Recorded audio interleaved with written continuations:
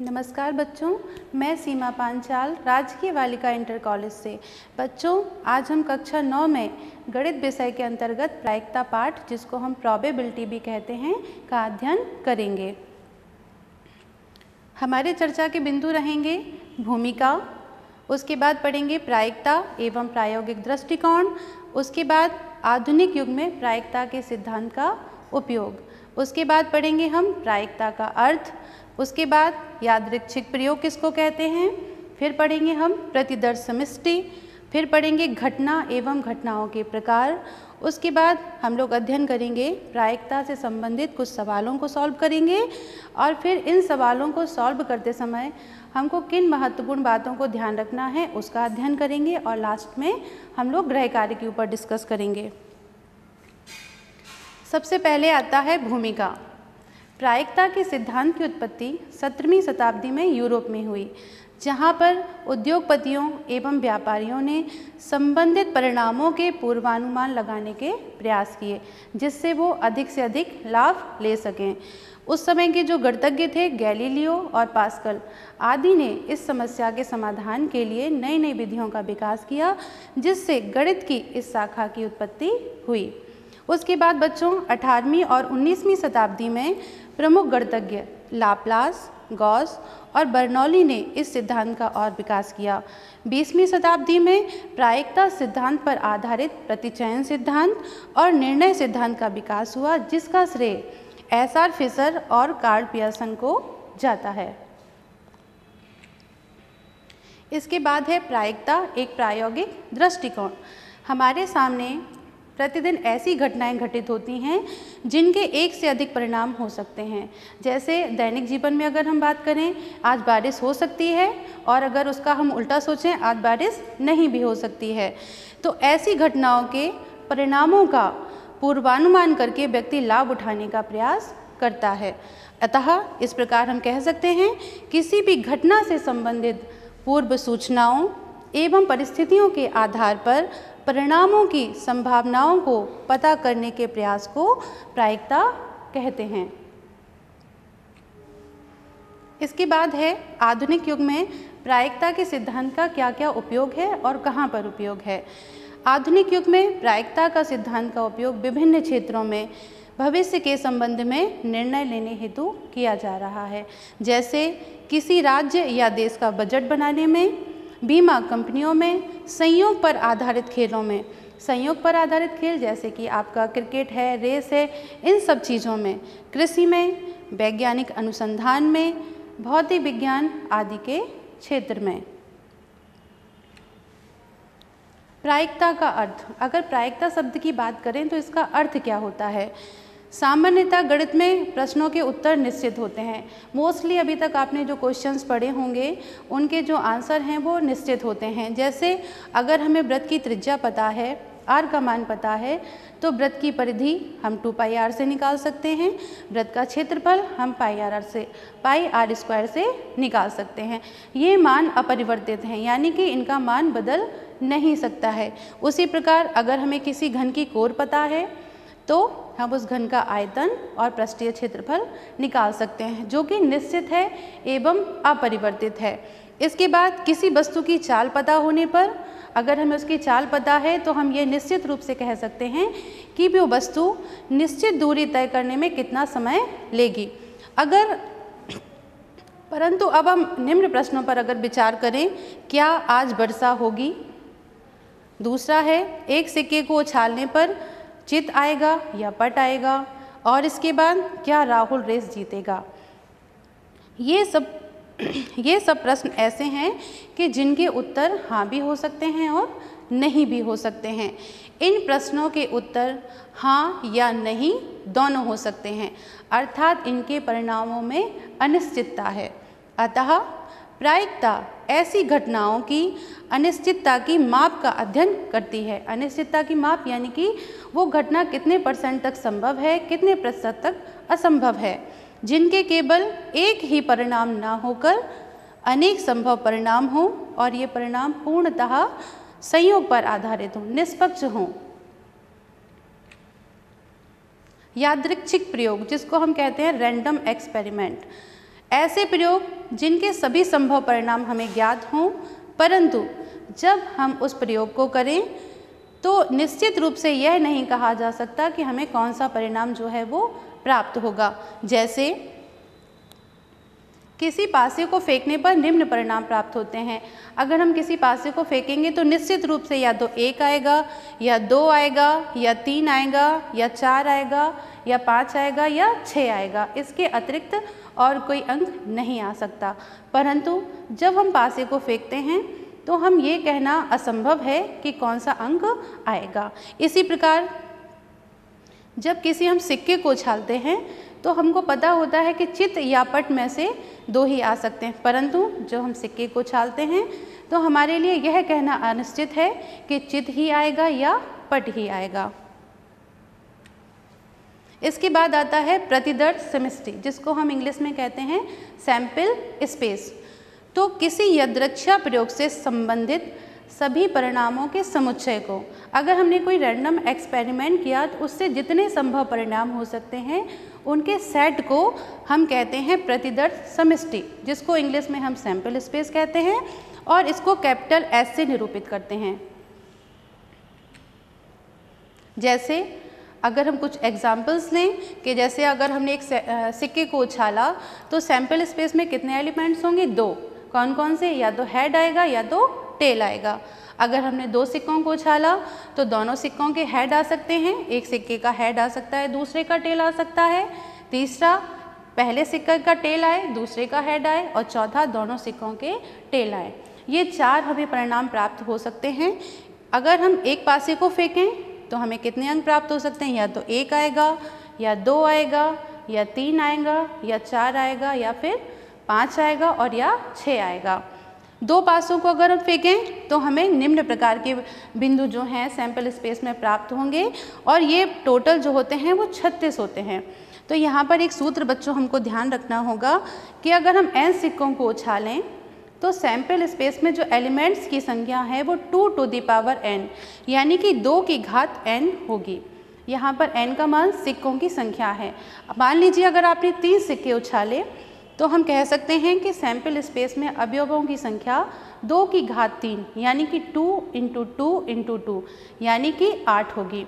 इसी प्रकार अगर हम n पासों को फेंकें तो सैंपल स्पेस में एलिमेंट्स की संख्या जो है वो 6 टू द पावर n, यानी कि 6 की घात n होगी।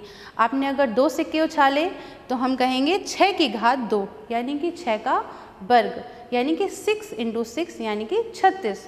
उस समय सैंपल स्पेस में एलिमेंट्स की संख्या जो है वो 36 होगी। इसके बाद है घटना। घटना किसे कहते हैं? किसी यादृच्छिक प्रयोग में इच्छित परिणामों का समुच्चय घटना कहलाता है। आपने कोई भी रैंडम एक्सपेरिमेंट किया, उसमें से आपको जो चाहिए था उसके समुच्चय को हम क्या कहेंगे? घटना कहेंगे। जैसे एक पासे को फेंकने में सैंपल स्पेस में एलिमेंट्स की संख्या 6 होगी। वो किस प्रकार होगी? 1, 2, 3, 4, 5 और 6। परंतु अगर हम कहें सम संख्या आने की घटना, यहाँ पर घटना शब्द विशेष है, सम संख्या आने की घटना, तो हमारे ई सेट में कितने एलिमेंट्स होंगे? 2, 4, 6, यानी कि घटना में हमारे जो एलिमेंट्स हैं वो 3 होंगे। यहाँ पर एक बात और ध्यान देने योग्य है बच्चों, फाई भी एक घटना होती है। इस सिंबल को हम कहते हैं फाई। ये भी एक घटना का प्रकार है और जिसको हम कहते हैं असंभव घटना, यानी कि ये घटना कभी भी घटित नहीं होती है। और जैसे किसी पासे की फेंक में 6 से बड़ा अंक आने की घटना, अगर हम पासा फेंकते हैं और हम कहें कि 6 से बड़ा अंक आए तो ये असंभव घटना है। इसके बाद S भी एक घटना होती है जिसे हम निश्चित घटना कहते हैं, यानी कि एक घटना S इस प्रकार की होती है जो निश्चित रूप से घटित होती है।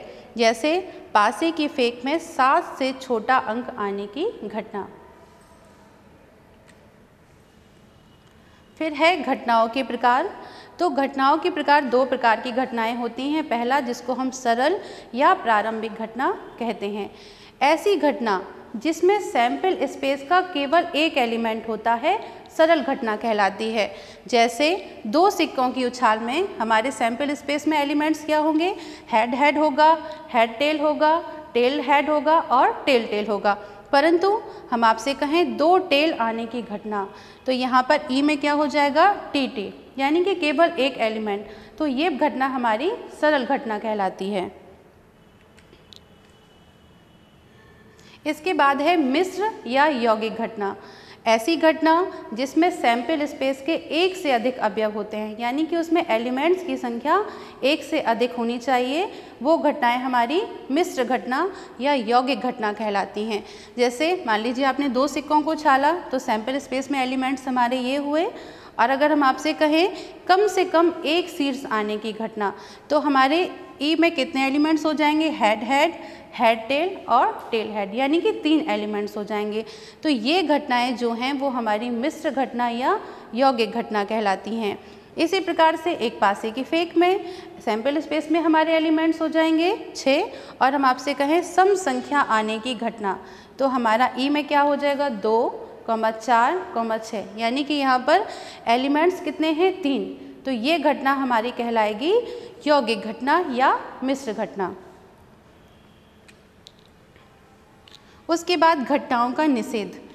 तो किसी यदृच्छा प्रयोग से संबंधित किसी भी घटना ई के संगत एक दूसरी घटना ई बार होती है, और ये तभी घटित होती है जब हमारी घटना घटित नहीं होती है। इसको हम इस प्रकार से समझ सकते हैं, जैसे हमने आज आपसे कहा कि आज धूप निकलेगी, तो ये हमारी घटना ई हो गई, परंतु अगर आज धूप नहीं निकलेगी तो वो घटना हमारी ई बार हो जाएगी। यहाँ पर एक बात हमें ध्यान देने योग्य है कि पीई यानी कि घटना के घटित होने की प्रायिकता प्लस घटना के घटित न होने की प्रायिकता, इन दोनों का योग सदैव 1 होता है। अब है प्रायोगिक या आनुभाविक प्रायिकता, यानी कि प्रायिकता निकालने का क्या सूत्र है। किसी यदृच्छा प्रयोग से संबंधित अभिप्रयोगों की संख्या n है, यानी कि आपने कोई भी जो रैंडम एक्सपेरिमेंट किए वो n टाइम्स किए, n बार किए, तब घटना की आनुभाविक प्रायिकता सूत्र क्या होगा, पीई मतलब घटना के घटित होने की प्रायिकता पीई बराबर अभिप्रयोगों की संख्या जिसमें घटना घटी हो, या इसको हम कह सकते हैं अनुकूल परिणाम बटे अभिप्रयोगों की कुल संख्या, यानी कि हमने कुल कितने ट्रायल किए। अब यहाँ पर एक बात और हम ध्यान रखेंगे कि जो पीई का मान है वो सदैव 0 से 1 तक रहता है, 0 से कम नहीं होता है और 1 से ज़्यादा कभी भी नहीं होता है। अगर पीई का मान 0 है तो इसको हम फाई यानी कि असंभव घटना कहेंगे, और अगर पीई का मान 1 है तो इसे हम एस निश्चित घटना कहेंगे। किसी अभिप्रयोगों की समस्त घटनाओं की प्रायिकताओं का योगफल 1 होता है। मान लीजिए आपने किसी रैंडम एक्सपेरिमेंट में 3 घटनाएं घटित हुई, E1, E2, E3, तो इन तीनों घटनाओं के घटित होने की प्रायिकताओं का जो योग है वो 1 होता है। अब कुछ उदाहरण समझ लेते हैं, उदाहरण से प्रायिकता को और अच्छे से समझ लेते हैं। मान लीजिए एक सिक्के को 1000 बार उछालने पर निम्नलिखित बारंबारताएं प्राप्त होती हैं। आपने एक सिक्के को 1000 बार उछाला तो चित कितनी बार आया, 455 बार चित आया, और पट आया 545 बार। प्रत्येक घटना की प्रायिकता अभिकलित कीजिए, यानी कि हमें चित आने की प्रायिकता भी निकालनी है और पट आने की प्रायिकता भी निकालनी है। तो यहाँ पर हम देखेंगे अभिप्रयोगों की कुल संख्या, यानी कि हमने सिक्के को कितनी बार उछाला। तो प्रश्न में दिया है एक सिक्के को 1000 बार उछाला, यानी कि यहाँ पर n का मान जो है वो 1000 है। माना E1 चित आने की घटना एवं E2 पट आने की घटना है। यहाँ पर हमने चित आने की घटना को E1 माना है और पट आने की घटना को E2 माना है। तब PE1 यानी कि चित आने की घटना की प्रायिकता, तो चितों के आने की संख्या बटे कुल अभिप्रयोग। तो चित कितनी बार आए हैं हमारे, 455 बार, और हमने कुल कितने ट्रायल्स किए, 1000। तो हम 455 में 1000 का भाग दे देंगे, तो हमारा आंसर आएगा 0.455। इसी प्रकार से अगर हम पट आने की घटना की प्रायिकता निकालें तो पटों के आने की संख्या बटे कुल अभिप्रयोग। तो जो हमारे पट हैं वो कितनी बार आए हैं, 545 बार। तो हमने ऊपर लिखा 545 और कुल जो हमारे ट्रायल्स हैं वो 1000 हैं। तो हमने 545 में 1000 का भाग दिया, तो आंसर आ जाता है हमारा 0.545। अगला एक और उदाहरण देख लेते हैं। इसमें लिखा है 2 सिक्कों को एक साथ 500 बार उछालने पर हमें यह प्राप्त होता है। पिछले प्रश्न में हमारे जो हैं वो एक सिक्के को हमने 1000 बार उछाला था, यहाँ पर हमने 2 सिक्कों को एक साथ 500 बार उछाला है। तो 2 चित हमें कितनी बार प्राप्त हुए? 105 बार प्राप्त हुए। एक चित जो है वो हमें 275 बार प्राप्त हुआ और कोई भी चित नहीं प्राप्त हुआ, उसकी संख्या जो है वो 120 बार है। अब हमें तीनों घटनाओं के घटित होने की प्रायिकता जो है वो निकालनी है। तो यहाँ पर हम मान लेते हैं, माना कि 2 चित आने की घटना जो है वो E1 है, एक चित आने की घटना जो है वो E2 है और कोई भी चित ना आने की घटना E3 है। यहाँ पर कुल अभिप्रयोग हमारे हैं 500। तो सबसे पहले PE1 यानी कि 2 चित आने की प्रायिकता, तो 2 चित आने की संख्या बटे कुल अभिप्रयोग। तो हमारे जो 2 चित हैं वो 105 बार आए हैं, तो हमने ऊपर लिखा 105 और नीचे 500। जब हम 105 में 500 का भाग देंगे तो हमारा आएगा 0.21। इसके बाद अगर हम आपसे कहें कि पट आने की प्रायिकता, तो क्या हो जाएगा? PE2 बराबर 275 बटे 500। तो हमारा आंसर हो जाएगा 0.55। तीसरी हमें प्रायिकता निकालनी थी कोई भी चित ना आने की प्रायिकता। तो कोई भी चित कितनी बार नहीं आया था? 120 बार। तो 120 बार बटे 500। तो जब हम 120 में 500 का भाग देंगे तो हमारा आंसर आएगा 0.24। अब यहाँ पर जो हमने आपको पहले बताया था कि किसी भी घटना से संबंधित जितनी भी प्रायिकताएं होती हैं उनका योग 1 होता है। तो यहाँ पर उसको भी ट्राई करके देख लेते हैं। तो PE1 plus PE2 plus PE3, इन तीनों का योग जो है वो यहाँ पर हमें 1 प्राप्त हो रहा है। एक और उदाहरण को समझ लेते हैं बच्चों। एक क्रिकेट मैच में एक महिला बल्लेबाज खेली गई 30 गेंदों में 6 बार चौका मारती है।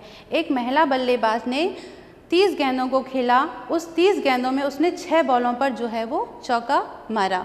चौका ना मारने की प्रायिकता ज्ञात कीजिए। यहाँ पर सवाल को उल्टा पूछा गया है, चौका मारने की प्रायिकता नहीं पूछी गई है, चौका ना मारने की प्रायिकता पूछी गई है। यानी कि यहाँ पर हमें PE बार का मान निकालना है। तो यहाँ पर कुल अभिप्रयोग यानी कि कुल गेंदें थी हमारी 30 और जिन गेंदों पर चौका मारा वो थे हमारे 6। तो हमने सबसे पहले निकाला चौका मारने की प्रायिकता। तो चौका मारने की प्रायिकता PE बराबर 6 बटे 30, यानी कि जब हम 6 से 30 को काटेंगे तो हमें मिलेगा 1 बटे 5। अब हम जानते हैं कि PE प्लस PE बार का मान सदैव दोनों का योग जो है वो 1 होता है, इसलिए PE बार क्या हो जाएगा 1 माइनस PE और PE का मान हमने निकाला है 1/5। तो जब हम इसको सॉल्व करेंगे तो हमें प्राप्त होगा 4 बटे 5। इस तरह से हमें क्या मिला? चौका ना मारने की प्रायिकता जो है वो हमारी कितनी आई? 4 बटे 5। अब आते हैं अगले प्रश्न पर। प्रश्न है हमारा, बीजों के 5 थैलों में से प्रत्येक थैले से 50 बीज या द्रक्षा चुनकर उन्हें ऐसी मानकीकरण अवस्थाओं में रखा गया है जो अंकुरण के अनुकूल हैं। 20 दिन बाद प्रत्येक संग्रह में अंकुरित हुए बीजों की संख्या गिनकर नीचे दर्शाए सारणी के अनुसार लिखा गया है। सारणी है हमारी, पहले थैले में 40 बीज अंकुरित हुए 50 में से, दूसरे थैले में 50 में से 48 बीज अंकुरित हुए, तीसरे थैले में 50 में से 42 बीज अंकुरित हुए, चौथे थैले में 50 में से 39 बीज अंकुरित हुए और 5वें थैले में हमारे 50 से 41 बीज अंकुरित हुए।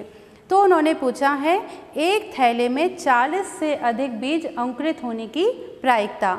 दूसरा पूछा है एक थैले में 49 से अधिक बीज अंकुरित होने की प्रायिकता और तीसरा पूछा है एक थैले में 35 से अधिक बीज अंकुरित होने की प्रायिकता। तो यहाँ पर हम मान लेंगे, माना कि 40 से अधिक बीज अंकुरित होने की जो घटना है वो E1 है, फिर 49 से अधिक बीज अंकुरित होने की घटना E2 है और 35 से अधिक बीज अंकुरित होने की घटना E3 है। तब E1 PE1 क्या हो जाएगा हमारा? हम यहाँ पर देख लेंगे कि कितने थैले ऐसे हैं जिनमें 40 से अधिक बीज जो हैं वो अंकुरित हुए? तो दूसरा थैला है, तीसरा थैला है और पांचवा थैला, यानी कि कुल 3 थैले ऐसे हैं जिनमें 40 से अधिक बीज अंकुरित हुए। तो P1 क्या हो जाएगा? अनुकूल परिणाम हमारे 3 थे और टोटल थैले कितने थे हमारे? 5, यानी कि 3/5। तो आंसर हमारा आता है 0.6, यानी कि 0.6। दूसरा उन्होंने पूछा था 49 से अधिक बीज अंकुरण होने की प्रायिकता। तो हम यहाँ पर लिखेंगे Pe2। तो हम टेबल में पुनः जाके देखेंगे कि कितने थैले ऐसे हैं जिनमें 49 से अधिक बीज अंकुरित हुए। तो यहाँ पर बच्चों कोई भी थैला ऐसा नहीं है जिसमें 49 से अधिक बीज अंकुरित हुए हैं। तो Pe2 यानी कि हमारे लिए अनुकूल परिणाम कितने हैं? 0। कोई भी थैला ऐसा नहीं है जिसमें 49 से अधिक बीज अंकुरित हुए और कुल थैलों की संख्या 5। तो Pe2 का मान हो जाता है 0/5, यानी कि 0। अब हमने आपको बताया था कि अगर किसी भी घटना की प्रायिकता 0 होती है तो वो घटना असंभव घटना कहलाती है। तीसरा उन्होंने पूछा था 35 से अधिक बीज अंकुरण की प्रायिकता। तो हम वापस सारणी पर जाते हैं और देखते हैं कितने थैले ऐसे हैं जिनमें 35 से अधिक बीज अंकुरित हुए। तो यहाँ पर सारे थैले, 5 थैले ऐसे हैं जिनमें बीजों के अंकुरण होने की संख्या 35 से अधिक है। तो अनुकूल परिणाम हमारे 5 और टोटल थैले भी हमारे 5, यानी कि Pe3 बराबर 5/5, यानी कि 1। और जब किसी घटना की प्रायिकता 1 होती है तो वो प्रायिकता निश्चित घटना जो है वो कहलाती है। अगले प्रश्न पर आते हैं। आटे की उन 11 थैलियों में जिन पर 5 किलोग्राम अंकित है, वास्तव में आटे के निम्नलिखित भार किलोग्राम में हैं। जब कुछ थैलियों को यदृच्छा लिया गया, 11 थैलियों को लिया गया और उनका वजन देखा गया, उनका भार देखा गया, तो पहली थैली में 4.97 किलोग्राम था, दूसरी थैली में 5.05, तीसरी थैली में 5.08, चौथी में 5.03, फिर 5 किलोग्राम, अगली थैली में था हमारा 5.06, फिर था 5.08 और अगली थैली में 4.98। उसके बाद जब अगली थैली है उसमें 5.04 और फिर 5.07 और लास्ट थैली में जो है 5 किलोग्राम था। तो उन्होंने पूछा है यदृच्छा चुनी गई थैली में 5 किलोग्राम से अधिक आटा होने की प्रायिकता, यानी कि हमें थैलियों में 5 किलोग्राम से अधिक आटा होने की प्रायिकता निकालनी है। तो सबसे पहले हम उन थैलियों को गिनेंगे जिनमें 5 किलोग्राम से अधिक आटा है। तो ये 1, 2, 3, 4, 5, 6 और 7, यानी कि इस तरह से हमारी 7 थैलियाँ ऐसी हैं जिनका भार जो है वो 5 किलोग्राम से अधिक है। तो यहाँ पर अनुकूल परिणाम हो जाते हैं हमारे 7 और थैलियों की कुल संख्या जो है वो 11। इस तरह से Pe का मान जो हो जाता है वो हमारा 7/11। अब इन प्रश्नों को हल करते समय हमें किन बातों को ध्यान रखना है उस पर चर्चा कर लेते हैं। पहला, घटना प्रयोग के कुछ परिणामों का संग्रह होती है। जो घटना होती है वो प्रयोग के कुछ परिणामों का केवल संग्रह मात्र है। दूसरा, किसी भी घटना ई के घटित होने की प्रायिकता Pe का सूत्र जो होता है अभिप्रयोगों की संख्या जिसमें घटना ई घटी हो बटे कुल अभिप्रयोग, यानी कि हमने कुल कितने ट्रायल किए। तीसरा, किसी घटना के घटित होने की प्रायिकता 0 से लेकर 1 तक होती है और जब P का मान 0 होता है तो वो घटना असंभव घटना होती है और जब P का मान 1 होता है तो वो घटना निश्चित घटना होती है। अगली बात हमने ये जानी कि घटना के घटित होने की प्रायिकता प्लस घटना के घटित न होने की प्रायिकता, इनका योग जो है वो 1 होता है, यानी कि हम कह सकते हैं Pe यानी कि घटना के घटित होने की प्रायिकता प्लस घटना के घटित न होने की प्रायिकता यानी कि Pe बार, इनका मान सदैव 1 होता है। अब कुछ प्रश्न जिन पर चर्चा कर लेते हैं। पहला है, किसी पासे की फेंक में विषम संख्या ऊपर आने की प्रायिकता ज्ञात कीजिए।